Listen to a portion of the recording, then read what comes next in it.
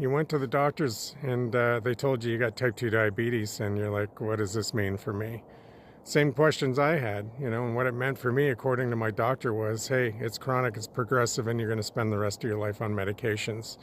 That was not a happy day for me, and I guess it's not a happy day for you as well. But here's the thing. I made a decision to go get educated and not listen to what my doctor was saying, not because I didn't want to, just because I did not want to spend my life being a type 2 diabetic and on medications. So I'm happy to say, with a little bit of research, I was able to figure it out. So stick around a minute, and I'm going to share 5 simple tips to be able to undo and potentially repair the type 2 diabetes, put it into remission, get off medications, shed weight, whatever your goal is. I've got a pathway to it. So first for me, a protocol, right? A protocol. So I follow this protocol daily because this is one of the biggest things wrong with our food intake. No fiber, right? And then I have a second protocol that I take. But the rest is really simple. And that's simple too. But the other 4 things I do daily, because I wasn't doing it for a long time, prioritize food. You got to get back to whole foods and break free from processed foods. So for me, whole foods, as simple as this.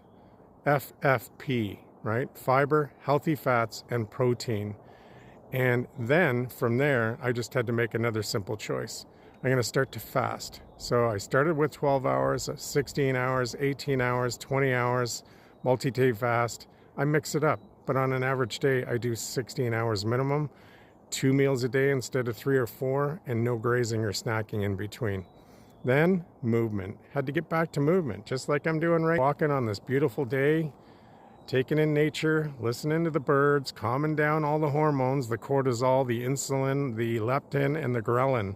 And that's what's going to start to flip them that you're having, right? You got to get your hormones under control. You got to get the insulin down, and movement is going to help do all of that. It's going to help lower insulin production. It's going to regulate your cortisol. And then it's going to help your ghrelin calm down, your food noise hormone, and also leptin. Leptin has got to come back up. It's very suppressed in the majority of us.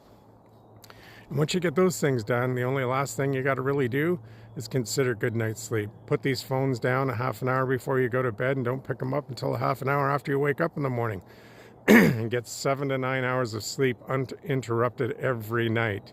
And do a little bit of research on this thing called the dawn phenomenon. By about 3, 4 o'clock in the morning, every human has hardwired into them to produce insulin and cortisol. So you have energy when you get up in the morning, so you can basically get on with your day. But the one thing I want you to avoid doing is, as soon as you get up, don't be grazing, don't be eating. And same thing for your kids. They'll be just fine to go an hour or 2 without food in the morning. Do these things, and I can pretty much guarantee you that you'll have positive results. For me, what did that look like? Well, I'm no longer on medications. My blood pressure normalized, got off those meds. My type 2 diabetes went into remission. 10.2 A1C down to, now in the 5s and 4s on an average day. So no more medications, no more metformin, no more Rybelsus. And I shed 80 pounds. I did all this in less than 8 months. So you're worth that investment. It took a long time to potentially get you where you are. It doesn't take long to undo it. You just have to start to go for a walk every day. Talk soon.